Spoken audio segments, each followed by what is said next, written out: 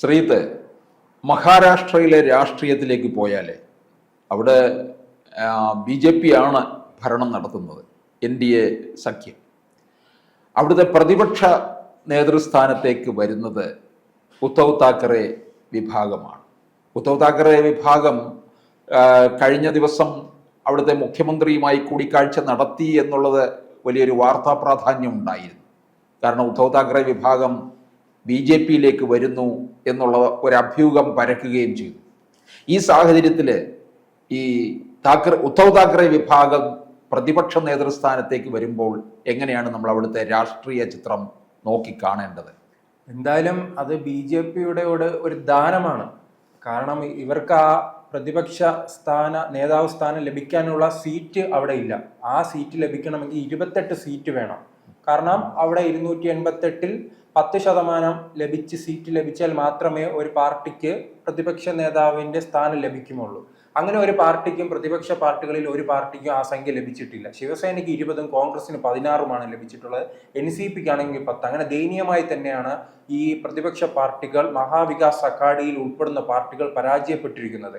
അപ്പോൾ BJP ഒരു ദാനം നൽകുകയായിരുന്നു. നാം ലോക്സഭയിൽ ഇതിന് സമാനമായി കണ്ടിട്ടുണ്ട്. 2014-ൽ പ്രതിപക്ഷ നേതാവില്ല. കാരണം കോൺഗ്രസിന് അന്ന് വെറും 44 സീറ്റായിരുന്നു. വീണ്ടും 2019-ൽ വന്നപ്പോഴും പ്രതിപക്ഷ നേതാവില്ല. അന്ന് വെറും 52 സീറ്റായിരുന്നു. ഇപ്പോൾ ആ സീറ്റിന്റെ എണ്ണം വർദ്ധിപ്പിക്കാൻ കോൺഗ്രസിന് കഴിഞ്ഞു. അങ്ങനെയാണ് രാഹുൽ ഗാന്ധി 10 വർഷത്തിന് ശേഷം ഇന്ത്യയിൽ വീണ്ടും ഒരു പ്രതിപക്ഷ നേതാവായി അദ്ദേഹം ചുമതല ഏറ്റെടുത്തത്. അതിന് സമാനമായ ഒരു സാഹചര്യമാണ് ഇപ്പോൾ മഹാരാഷ്ട്രയിലുള്ളത്. പക്ഷേ ഇപ്പോൾ BJP എന്തായാലും ശിവസേനയെ സഹായിക്കുവാനുള്ള ശ്രമമാണ്. കാരണം ശിവസേന അവരുടെ പഴയ സഖ്യകക്ഷിയാണല്ലോ. ഒരു കാലത്ത് BJP ഒന്നുമല്ലാതിരുന്ന കാലത്ത്, ഇന്ത്യയിൽ BJP-ക്ക് ഒരു അടയാളം പോലും ഇല്ലാതിരുന്ന കാലത്ത് ശിവസേനയുടെ ബാൽ താക്കറെ BJP-യെ കൂടെ കൂട്ടുകയും പല സ്ഥാനങ്ങളും BJP-ക്ക് നൽകുകയും ചെയ്തിരുന്നു. അദ്ദേഹം എന്ന അധികാരമോഹമില്ലാത്ത ഒരു വ്യക്തിയായിരുന്നു. അദ്ദേഹം MLA സ്ഥാനാർത്ഥിയായി പോലും മത്സരിക്കില്ല. ബാൽ താക്കറെ അദ്ദേഹമായിരുന്നു പാർട്ടി രൂപീകരിച്ചത്. പിന്നീട് ശിവസേനയ്ക്ക് മഹാരാഷ്ട്ര ഭരിക്കുവാനുള്ള അവസരം ലഭിച്ചപ്പോൾ പോലും അദ്ദേഹം അങ്ങനെ അധികാര സ്ഥാനങ്ങൾ മോഹിക്കാതെ മാറി നിൽക്കുന്ന ഒരു സാഹചര്യം ഉണ്ടായിരുന്നു. പിന്നീട് വന്ന അദ്ദേഹത്തിന്റെ മകൻ ഉദ്ധവ് താക്കറെ അന്ന് കോൺഗ്രസുമായി കൂട്ടുകൂടുകയാണ്. അതും BJP-യുടെ സഖ്യവും ഉപേക്ഷിച്ചിട്ട് കോൺഗ്രസുമായി കൂട്ടുകൂടി അന്ന് മുഖ്യമന്ത്രിയാകുന്നു. അങ്ങനെയാണ് പാർട്ടി രണ്ടായി പിളരുന്ന സാഹചര്യം ഉണ്ടായത്. എന്തായാലും ഇപ്പോൾ മഹാവികാസ് അഘാഡി പൂർണ്ണമായി പിളരുന്ന അവസ്ഥയിലേക്കാണ് പോകുന്നത്. കാരണം അതോടൊപ്പം തന്നെ NCP-യെ സംബന്ധിച്ചിടത്തോളം അങ്ങനെ ഒരു സംഭവമുണ്ട്. കാരണം ഈ മഹാരാഷ്ട്രയിലെ തന്നെ ഏറ്റവും അധികായനായ ശരത് പവാർ, രാഹുൽ ഗാന്ധി ഈ ഇന്ത്യ മുന്നണി നയിക്കുന്നതിൽ നിന്ന് മാറണം, മമതാ ബാനർജി വരണമെന്ന ആവശ്യവുമായി എല്ലാം രംഗത്ത് വരുന്നുണ്ട്. അത് മറ്റൊരു വശം. ഇപ്പോൾ ശിവസേനയുമായി വരികയാണെങ്കിൽ ശിവസേനയുടെ ഭാഗത്ത് നിന്നും ഏറ്റവും പ്രധാനപ്പെട്ട നീക്കം ഉണ്ടായിരിക്കുന്നത് സവർക്കറുമായി ബന്ധപ്പെട്ടാണ്. രാഹുൽ ഗാന്ധി നിരന്തരം സവർക്കറെ വിമർശിക്കുന്ന ഒരു വ്യക്തിയാണല്ലോ. സവർക്കറെ വിമർശിക്കുക, അംബേദ്കറിനെ പുകഴ്ത്തുക എന്നതാണ് അദ്ദേഹം വർഷങ്ങളായി തന്നെ. പല പാർട്ടികളും ഇപ്പോൾ കേരളത്തിൽ LDF വരും, എല്ലാം ശരിയാകുമെന്നായിരുന്നു അവരെ ആദ്യത്തെ മുദ്രാവാക്യം. പിന്നീട് വന്നപ്പോൾ അത് മാറ്റി. അങ്ങനെ ഓരോ കാലത്തും എല്ലാ പാർട്ടികളും രാഷ്ട്രീയപരമായി പല മുദ്രാവാക്യങ്ങളുമായി രംഗത്ത് വരുമ്പോൾ രാഹുൽ ഗാന്ധിക്ക് മാറ്റമില്ല. രാഹുൽ ഗാന്ധി രണ്ടുപേരും ഊന്നിയാണ് നിൽക്കുന്നത്.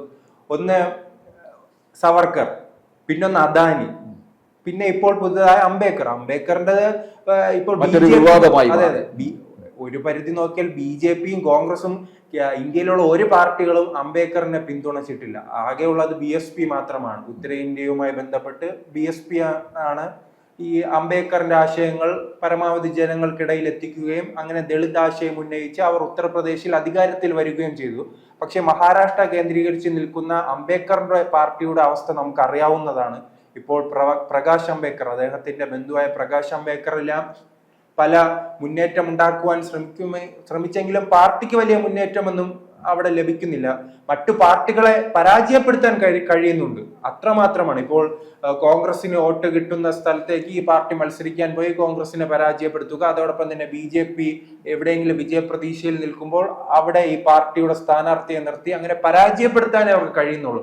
ഇവർക്ക് എന്തായാലും വിജയിക്കാനുള്ള ഒരു അവസരം ഇന്ത്യൻ രാഷ്ട്രീയത്തിൽ ഉൾത്തിരിഞ്ഞു വന്നിട്ടില്ല.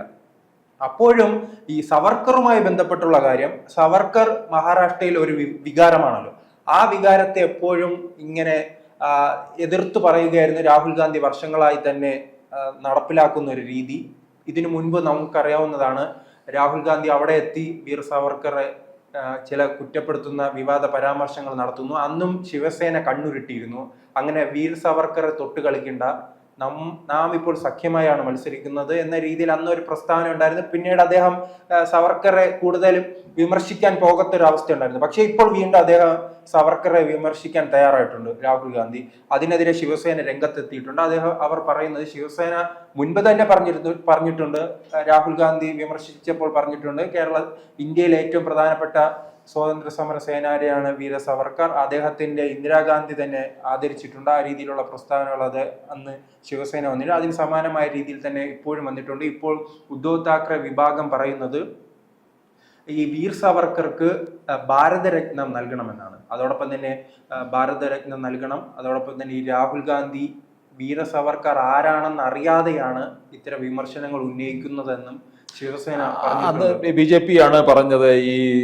ഇവര് ഇത് നടത്തിയില്ലേ, ഭാരത് ജോഡോ യാത്ര നടത്തിയപ്പോൾ വീർ സവർക്കർ കിടന്ന് ആ ജയിലിലേക്ക് വേണം ചെല്ലേണ്ടത്, കാശ്മീരിലേക്കല്ല എന്ന് വരെ പറയുകയുണ്ടായി.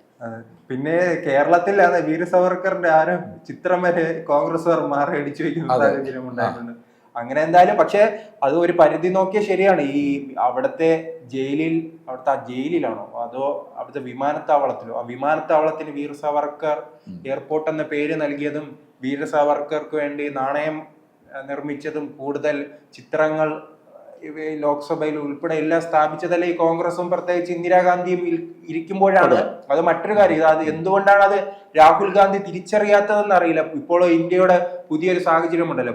മുൻപെല്ലാം എല്ലാ കാലത്തും കോൺഗ്രസിന് ലഭിച്ചിരുന്ന സവർണ വോട്ടുകളാണ്. ഉത്തർപ്രദേശിൽ ഉൾപ്പെടെ സവർണ വോട്ടുകൾ കൊണ്ടാണ്, മഹാരാഷ്ട്രയിൽ സവർണ വോട്ടുകൾ കൊണ്ടാണ് ഈ കോൺഗ്രസ് വിജയിച്ചു പോകും. ഒന്നും വേണ്ട, കേരളത്തിൽ തന്നെ സവർണ വോട്ടുകൾ കൊണ്ടാണല്ലോ കോൺഗ്രസ് വിജയിക്കുകയും പിന്നോക്കര വോട്ട് കൊണ്ട് LDF വിജയിക്കുന്നതാണ് ചരിത്രപരമായി തന്നെ ഇവിടെ സംഭവിക്കുന്നത്. ഉത്തരേന്ത്യ അത് സമാനമായ ഒരു അവസ്ഥ ഉണ്ടായിരുന്നു. പക്ഷേ ഇപ്പോൾ വന്ന ഒരു യുവതലമുറയുണ്ടല്ലോ കോൺഗ്രസിന്റെ, നെഹ്റു കുടുംബത്തിന്റെ യുവതലമുറ, പ്രത്യേകിച്ച് സോണിയാഗാന്ധി വന്നതിന് ശേഷം, രാഹുൽ ഗാന്ധി, പ്രിയങ്ക ഗാന്ധി അവരെല്ലാം വന്നതിന് ശേഷം തന്നെ ഈ ന്യൂനപക്ഷ പ്രീണനം കൂടുതൽ തങ്ങളിലേക്ക് അണിയാൻ, ആ വസ്ത്രം ധരിക്കുവാൻ അവർ ശ്രമിച്ചിട്ടുണ്ട്. അതിൽ അവർ ഏറ്റവും കാണുന്നത് വീർ സവർക്കറെ എതിർക്കുക എന്നതാണ് അവരുടെ തന്ത്രം. അങ്ങനെ വീർ സവർക്കറെ എതിർക്കുക, ഷൂ നക്കിയതെന്ന് പറയുക, അങ്ങനെ പറയുമ്പോൾ എന്തായാലും ന്യൂനപക്ഷങ്ങളുടെ വോട്ട് തങ്ങൾക്ക് കിട്ടുമെന്നൊരു ധാരണയുണ്ട്. അതോടുകൂടിയാണ് ഉത്തരേന്ത്യയിൽ തന്നെ പൂർണ്ണമായി കോൺഗ്രസ് അടിയുന്ന ഒരു സാഹചര്യം ഉണ്ടായിരുന്നത്. ഈ സവർണ വോട്ടുകൾ പൂർണ്ണമായി തന്നെ BJPയിലേക്ക് പോകണം. അതാണ് ഉത്തർപ്രദേശിലെല്ലാം കണ്ടത്. ഉത്തർപ്രദേശിൽ പിന്നോക്കരുടെ വോട്ടുകൾ ഒന്നെങ്കിൽ BSPയിലേക്കോ SP പോവുകയും സവർണ വോട്ടുകൾ മുഴുവനായി തന്നെ BJPയിലേക്ക് എത്തുന്ന ഒരു സാഹചര്യം ഉണ്ടായിരുന്നു. അതെന്തായാലും കോൺഗ്രസിന് പറ്റിയ ഒരു വീഴ്ചയാണ്. മറിച്ച് നാം മഹാരാഷ്ട്രയിലേക്ക് വരുമ്പോൾ എന്തായാലും BJP ശിവസേന വീണ്ടും സഖ്യം ഉണ്ടാകുമോ എന്ന് സംശയിക്കേണ്ടിയിരിക്കുന്നു. അങ്ങനെ സഖ്യം ഉണ്ടായില്ലെങ്കിൽ പ്രതിപക്ഷ നേതാവിന്റെ സ്ഥാനം ഉദ്ധവ് താക്കറെയുടെ മകനായ ആദിത്യ താക്കറയ്ക്ക് നൽകാനാണ് BJPയുടെ തീരുമാനം. അത് സ്പീക്കറിന്റെ തീരുമാനമാണ്. കാരണം ഇവർക്ക് അത് ആവശ്യപ്പെടാൻ കഴിയില്ല. 10% സീറ്റിലല്ലോ, അതുകൊണ്ട് ആവശ്യപ്പെടാൻ കഴിയില്ല. അങ്ങനെ ദാനമായി സ്പീക്കർക്ക് നൽകാൻ കഴിയും.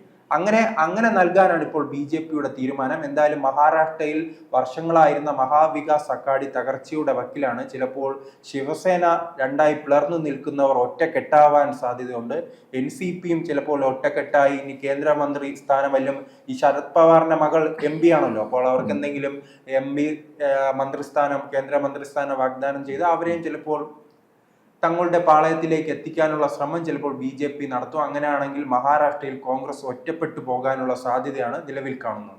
കൂടുതൽ വാർത്തകളും വിശേഷങ്ങളും നിങ്ങളിലേക്ക് എത്താൻ ABC മലയാളം സബ്സ്ക്രൈബ് ചെയ്യുക, ബെൽ ബട്ടണും അമർത്തുക.